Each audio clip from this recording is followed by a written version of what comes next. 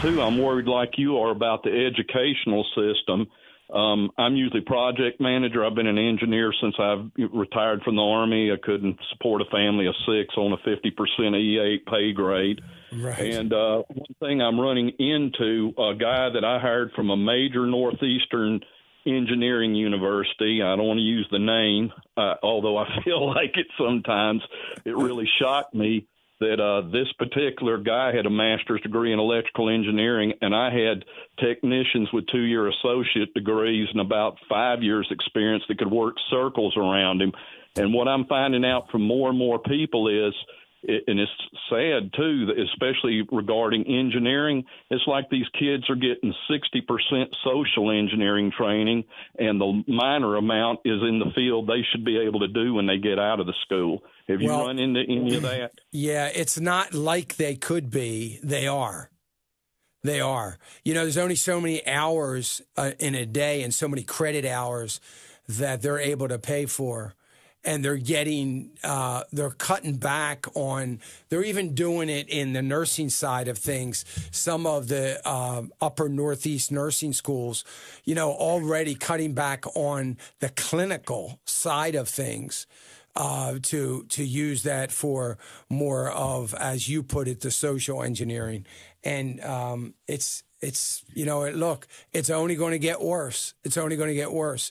And, you know, I tell my daughters, so I have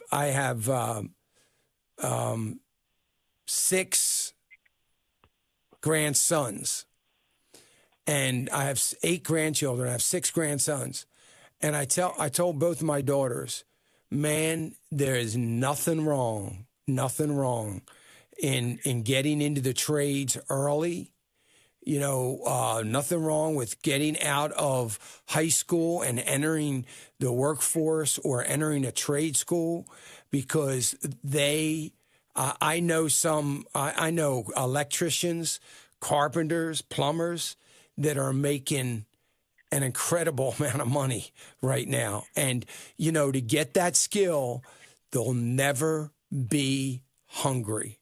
You know, I remember going through some awfully hard times in our marriage, from financial hard times over the years as I was building businesses.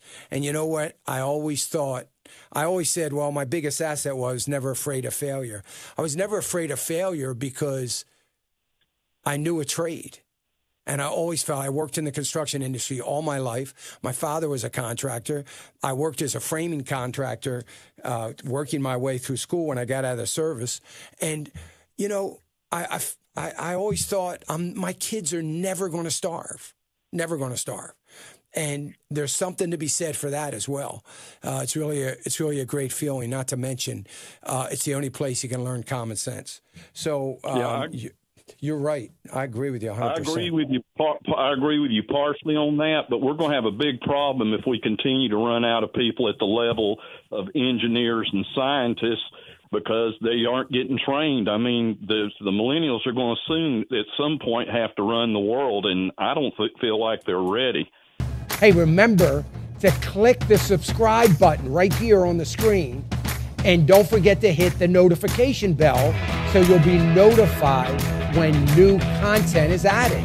And more importantly than anything, you don't want to miss all 3 live hours of Financial Issues every day from 9 to noon. And you can watch it on FISM.tv. That's FISM.tv.